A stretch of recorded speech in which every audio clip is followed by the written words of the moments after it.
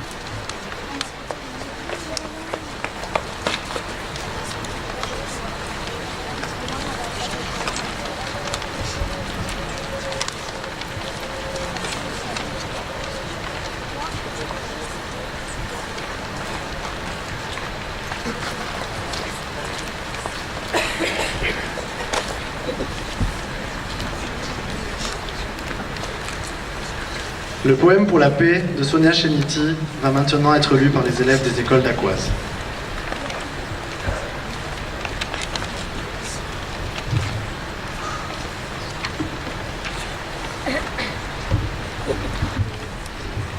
Si tu crois qu'un sourire est plus qu'une arme, si tu crois à la puissance d'une main offerte, si tu crois que ce qui rassemble les hommes est plus important que ce qui les divise,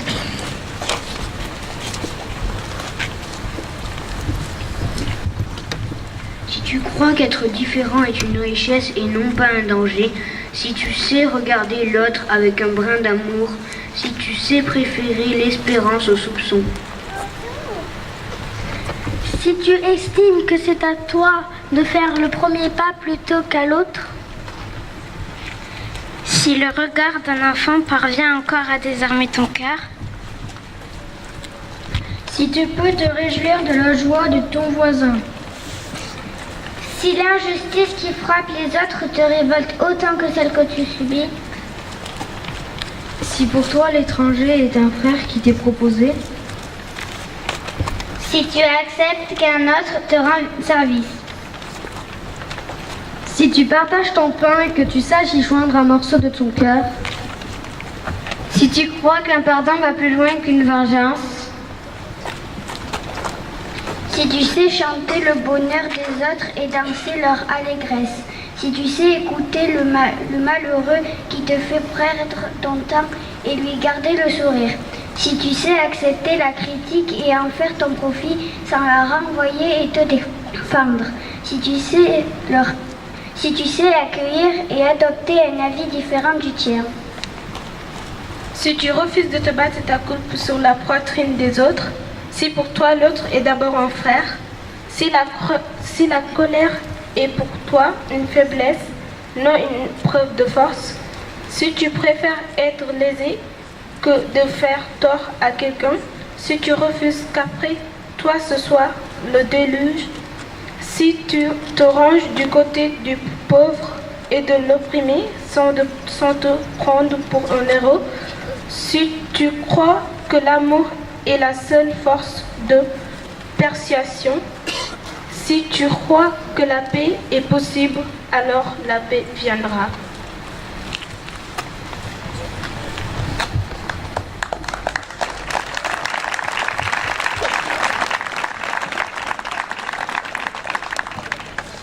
La parole est maintenant donnée aux élèves du lycée Borda.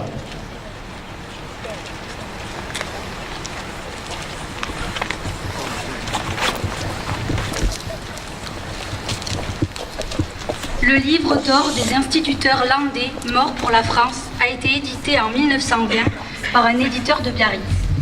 Il contient de petites biographies des carrières militaires des instituteurs landais morts pour la France durant la Première Guerre mondiale. L'atelier Canopé-Land a effectué un travail sur ce livret.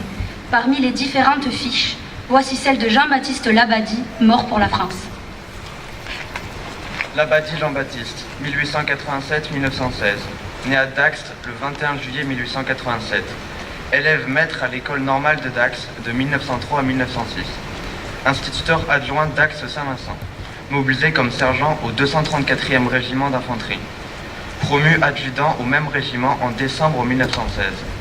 Citation à l'ordre de la brigade, 15 août 1916. Sous-officier d'une rare énergie, le 12 août 1916, 2 de ses postes ayant été partiellement détruits par des torpilles, s'y est maintenu, refoulant ainsi l'ennemi qui tentait de sortir de ses tranchées. Décoré de la Croix de guerre, citation à l'ordre du corps d'armée. S'était lancé à la tête de sa section, à l'assaut d'une tranchée ennemie, le 3 septembre 1916, sous un feu violent de mousqueterie, entraînant ses hommes par l'exemple d'un parfait mépris du danger. Mortellement frappé, un des premiers au cours de cette progression. Tué à Flory, devant Douaumont, le 3 septembre 1916, médaille militaire à titre posthume. Déjà, la pierre peinte sous votre nom s'inscrit. Déjà, vous n'êtes plus qu'un mot d'or sur nos places. Déjà, le souvenir de vos amours s'efface. Déjà, vous n'êtes plus que pour avoir péri. Par ces quelques vers, Aragon regrettait l'oubli qui ensevelit les hommes morts au combat. Jeunes lycéens d'Aqua, nous accomplissons ici notre devoir de mémoire, 100 ans après l'armistice du 11 novembre 1918. Pour nous souvenir de nos arrière-grands-parents, nous nous sommes rendus aux archives départementales où nous avons retrouvé de nombreuses fiches matricules militaires émouvantes portant la trace de souvenirs oubliés, la couleur des yeux, la forme du visage, la taille, souvent petite, et les souffrances endurées par nos poilus landais. Nous avons participé à l'indexation collaborative qui permettra de retrouver facilement la trace de nos aïeux en les faisant sortir de l'ombre. Aux archives des Landes, nous avons aussi retrouvé les lettres de Germain Cusack, métayer gémeur originaire de Gelux, marié en 1912 avec Anna et père d'une petite Julia, née 1 an après le mariage. Le 11 juillet 1916, le jour de ses 30 ans, il écrit à sa femme. J'accomplis donc aujourd'hui mes 30 ans et ne vois encore achever cette maudite guerre qui devient de plus en plus terrible. Tout ceci ne devrait pas être admissible pour un peuple, ou plutôt des peuples croyant être civilisés. C'est la plus grande barbarie qui n'ait jamais existé. Espérons nous donner d'autres bonnes nouvelles et reçois pour notre petite chérie et toute la famille mes affectueux baisers. Germain est mort peu après, le 3 septembre 1916, frappé d'une balle. Un de ses camarades, Félix Lacoste, habitant de Saint-Julien-en-Borne, écrit alors à sa femme Anna: « Nous perdons en lui un homme calme, brave et un excellent camarade que nous n'oublierons jamais. » Il ne faut oublier ni la peine des familles à l'arrière, ni la délivrance de l'armistice. Dans sa lettre du mercredi 13 novembre 1918, Élise écrit à son cousin: « Enfin c'est fini, on ne se bat plus, on ne peut pas le croire et pourtant c'est vrai. La victoire, comme on ne l'espérait pas au mois de juin dernier, et même 15 juillet, qui aurait osé espérer à cette époque une victoire aussi complète? Et en si peu de temps, pas 4 mois, c'est merveilleux. On l'a su à 11h par le canon et les cloches. Aussitôt, tout le monde a eu congé partout. Aussitôt, les rues étaient noires de monde. Les Américains, juchés sur leurs camions, n'ont pas cessé de parcourir la ville. Je comprends la peine que tes parents doivent ressentir en pensant à nos chers disparus et surtout quand les autres rentreront. Il n'y a pas de joie sans douleur. Dis-leur bien que je prends d'autant part à leur peine que je la ressens moi-même. Quand rentres-tu? Les pourparlers de paix vont-ils durer longtemps? Peut-être jusqu'au printemps. Enfin, le principal, c'est qu'on ne se batte plus. » Le monument devant lequel nous nous trouvons rend hommage aux instituteurs morts durant la Grande Guerre. Éric Maria Remarque, grand écrivain allemand et lui-même jeune instituteur, a décrit dans un roman son difficile retour en classe. Me voici devant vous, enfants, moi l'un des innombrables faillis dont la guerre a anéanti toutes les croyances et presque toutes les forces. Me voici devant vous, moi qui dois vous conduire et vous enseigner. Mais que dois-je donc vous apprendre? Dois-je vous raconter que toute l'instruction, toute la civilisation, toute la science ne peuvent être qu'une effroyable dérision, aussi longtemps que les hommes se feront la guerre avec le gaz, le fer, la poudre et le feu, au nom de Dieu et de l'humanité? Nous, jeunes lycéens d'Aqua, nous ne voulons pas oublier les souffrances, le courage et le message de paix de ces hommes et de ces femmes de la Grande Guerre.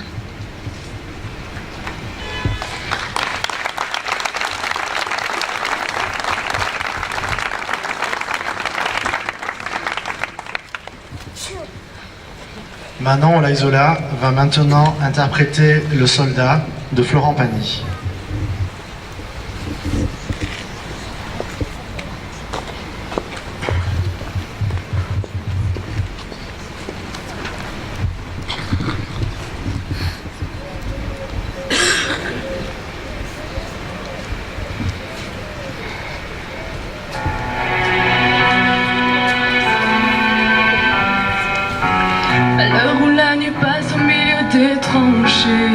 Ma très chère Augustine, je t'écris sans tarder. Le froid piqué me glace et j'ai peur de tomber. Je ne pense qu'à toi, mais je suis un soldat, la la, la la, la la la, la la. Et surtout ne t'en fais pas, je serai bientôt là, la la la, la la. Tu seras fier de moi. À l'heure où la guerre chasse des garçons par milliers, si loin de la maison, et la fleur au canon. Ces autres que l'on tue sont les mêmes que moi, mais je ne pleure pas, car je suis un soldat, la la, la la, la la la, la la. Et surtout ne t'en fais pas, je serai bientôt là, la la la, la la. Et tu seras fier de moi.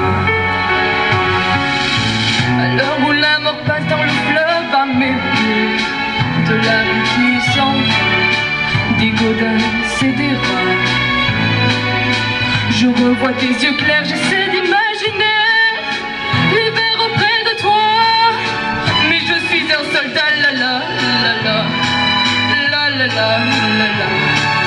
Je ne sens plus mes bras, tout tourne autour de moi, la la la, la la. Mon Dieu, sors-moi de là. Ma très chère Augustine, j'aimerais te confier nos plus beaux souvenirs et nos enfants rêvés. Je crois pouvoir le dire, nous nous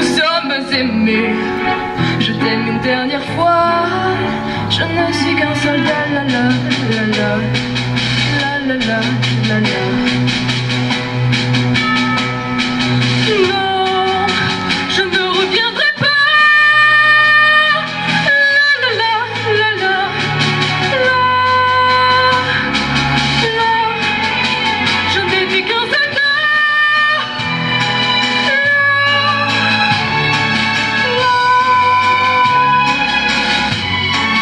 Prends soin de toi.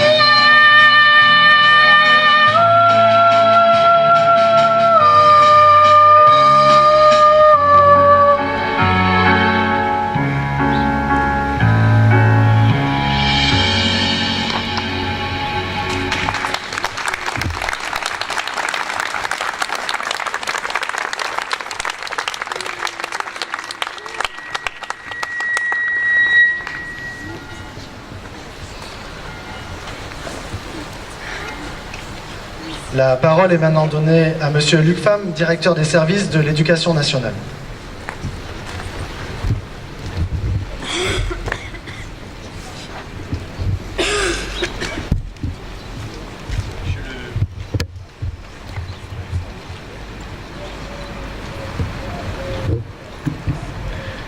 Monsieur le préfet, mesdames et messieurs les représentants des anciens combattants, mesdames et messieurs les drapeaux, madame le maire, mesdames et messieurs les maires adjoints, les conseillères départementales, les conseillers départementaux,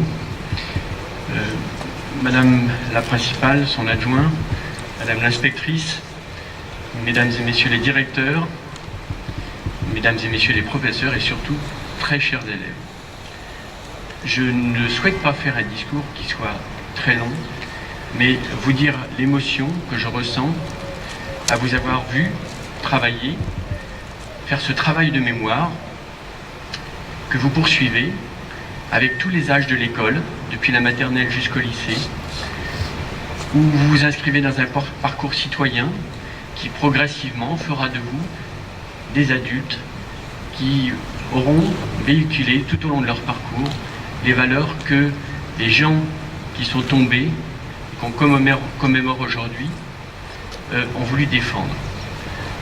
Je suis particulièrement ému de votre intervention, d'abord parce que nous sommes devant un monument qui célèbre les instituteurs, et vous savez à quel point ceux qu'on appelait les hussards de la République restent aujourd'hui des hussards de la République. Les valeurs qu'ils ont défendues, parfois jusqu'à la mort et en se battant, et parfois il faut le faire. Aujourd'hui, ils poursuivent ce combat pour la paix, pour que ces valeurs-là, vous les appropriez tout au long de votre parcours. Et à ce que j'ai entendu ce matin, je suis extrêmement confiant dans le travail qui est fait par les professeurs et par les élèves. Voilà, je voulais vraiment vous remercier. Un remerciement particulier à Madame l'inspectrice, qui je sais met en musique le travail de l'école dans la commune. Évidemment, un remerciement chaleureux à Madame le maire pour tout ce qui est fait en direction des enfants. Mais je peux vous dire que ce qui nous émeut le plus, et ceux qui portent les drapeaux, je pense que ça les touche beaucoup, de voir que vous, les jeunes, vous ne les oubliez pas, vous allez prolonger leur travail, prolonger leur combat. Ce qu'il faut que vous sachiez, c'est que les gens qui portent des drapeaux ont été aussi élèves un jour, et que dans les instituteurs qui sont morts, il y en a certains qui étaient parfois très jeunes. Et donc voilà, vous vous inscrivez dans ce parcours de citoyenneté, et dans l'avenir, vous êtes notre avenir. Donc je tenais à vous saluer, évidemment, saluer tout particulièrement ceux qui vous accompagnent, et tout particulièrement les professeurs d'école, autrement dit les instituteurs. Merci à vous.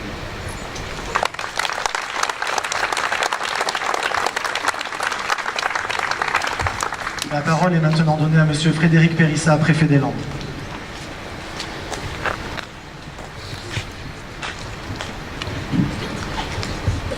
Merci. Madame le maire, Monsieur le conseiller départemental, Monsieur l'inspecteur d'académie, directeur des services académiques, mon colonel, commandant des Halates, commissaire, Mesdames et Messieurs les élus, mesdames et messieurs les représentants des associations patriotiques, messieurs les porte-drapeaux, mesdames et messieurs de la communauté éducative, que ce soit votre inspectrice, les principaux, les directeurs, les enseignants, les professeurs, et vous tous, chers élèves. Je suis aussi particulièrement ému d'être avec vous en cette journée, car c'est pour moi un temps très particulier de rendre cet hommage aux instituteurs landais morts pour la France. Vous le savez, monsieur l'inspecteur d'académie, je suis un ancien hussard de la République, et je crois qu'on l'est toujours. Et je vous remercie, Madame le maire, de m'avoir permis d'être parmi vous ici à Dax. Traditionnellement, le préfet reste au chef-lieu de département pour les commémorations. Mais je tenais tout particulièrement à être ici avec vous aujourd'hui pour rendre hommage à nos prédécesseurs. Lors de la Grande Guerre, 34 480 instituteurs furent mobilisés. 8 419 d'entre eux ne revirent jamais leur tableau noir et 73 de ces instituteurs morts pour la France étaient issus du département des Landes. Partis loin de leur salle de classe, de leur village, de leur lande natale, ils connurent le fracas assourdissant des bombes qui succéda au rire des enfants. Alors qu'ils auraient dû faire grandir une génération, ils incarnèrent une génération perdue. Plutôt que de former des esprits vifs et éclairés, ils enterrèrent leurs compagnons d'armes tombés trop tôt, ici, à Verdun, là, sur le chemin des Dames.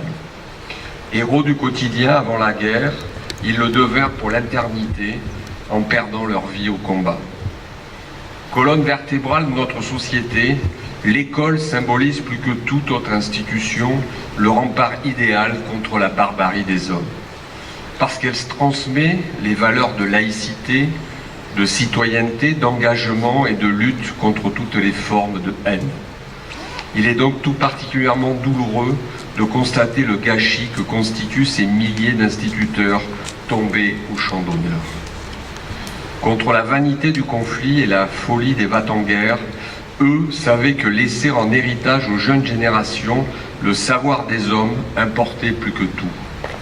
Leur réseau de vivre, c'était la transmission, la construction de nouveaux citoyens, de nouvelles citoyennes éclairées.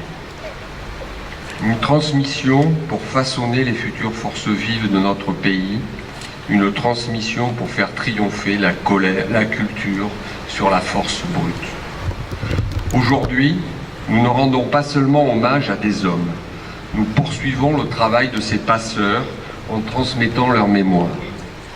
Voilà pourquoi je souhaite que les élèves de 2018 puissent s'engager pour de justes causes. Porter en permanence un regard bienveillant et attentif sur leurs proches, sur leurs concitoyennes et leurs concitoyens, pour repousser les limites du savoir en apprenant toujours plus. Contre la menace de l'oubli et du désintérêt, la méthode est finalement la même qu'en matière d'éducation. L'histoire de nos aînés doit être inlassablement répétée. Nous devons sans cesse combattre le recul de la connaissance sur ce que fut ce passé glorieux.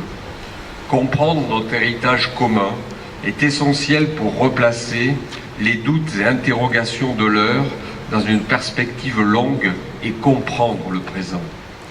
Nous connaissons aujourd'hui les dangers de l'affaiblissement de la référence au passé, terreau fertile pour l'éclosion des incompréhensions, prétexte aux manipulations les plus délétères. Parfois, la mémoire peut faire l'objet d'une utilisation intéressée, d'une déformation à dessein. Face à ces dangers, les seules armes que doivent brandir les instituteurs, les institutrices, les professeurs des écoles, les professeurs des collèges et des lycées, ce sont celles de l'humanité, de la patience et de la bienveillance. Tout comme au début du siècle dernier, la mission première de ces derniers demeure au fondement de notre pacte républicain. Pour finir, je veux former un vœu en l'honneur de nos instituteurs landais morts pour la France le vœu que nous puissions collectivement rester attentifs aux témoignages du passé qui remplissent notre quotidien et les chérir comme les précieux trésors qu'ils sont. Ce monument est l'un d'entre eux, et les instituteurs qui y sont honorés seraient sans aucun doute fiers et heureux de voir que leur œuvre se poursuit 100 ans après leur disparition. Vive l'école, vive la République, vive la France.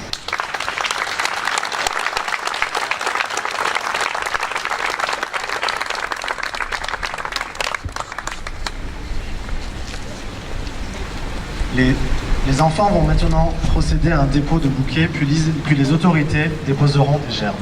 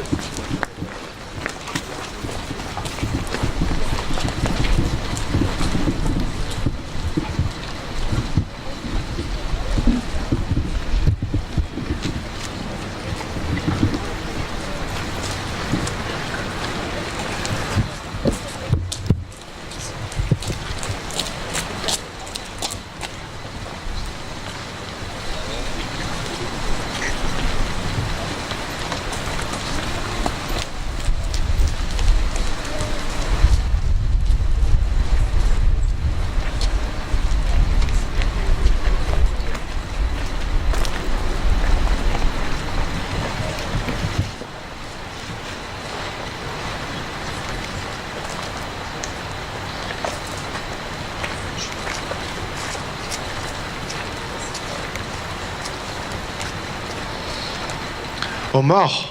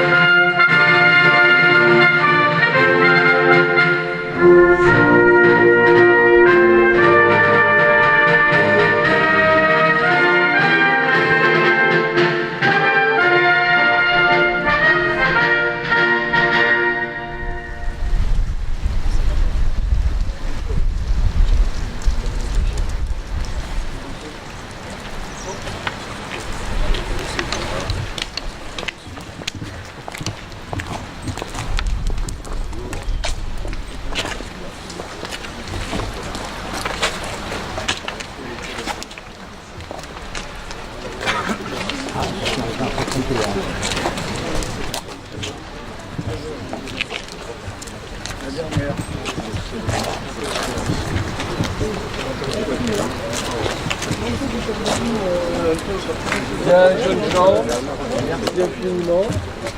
J'espère que, au-delà de tout le travail préparatoire que vous avez eu avec vos professeurs et vos enseignants, cette cérémonie sera gravée dans vos mémoires, hein, que vous vous souviendrez d'y avoir participé et que surtout vous ayez bien conscience du fait que vous êtes la relève, vous êtes les futurs citoyennes et citoyens de la France et de l'Europe et que la mémoire de ces enseignants qui sont morts pour la France, eh bien, nous incline, comme elle nous incline tous, à porter haut et fort ces valeurs de la République qui sont très simples, celles de la liberté, celles de la fraternité, celles du respect que l'on doit aux autres, à ceux qui sont différents, mais à tous ceux qui forment notre nation. Donc merci à vous, n'oubliez pas et surtout transmettez ces messages républicains. Bonne journée à tous. Merci.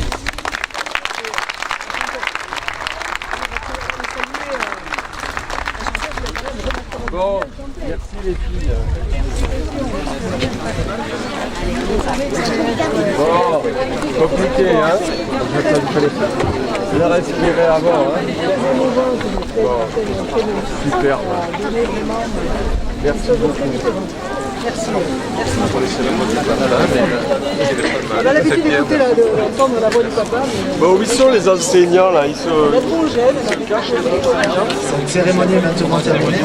Madame l'inspectrice de l'éducation nationale vous invite à partager un rafraîchissement dans les locaux de l'inspection. Alors, mademoiselle, voilà. Ces personnalités n'aient pas remercié les familles.